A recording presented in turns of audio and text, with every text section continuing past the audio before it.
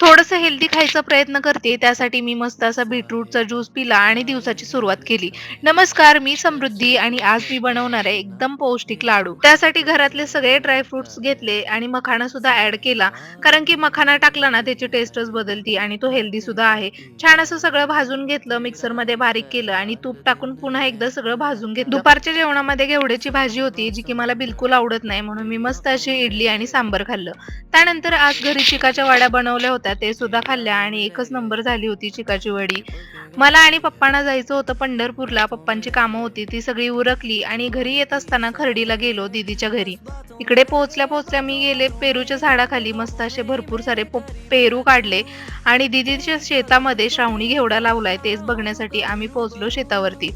इकडे घरी जात असताना दीदीने बऱ्याच भाज्या आणि आळूची पानं सुद्धा दिली होती. त्यानंतर आम्ही फायनली सांगोल्यामध्ये पोहोचलो आणि आजचा दिवस खरंच खूप छान गेला.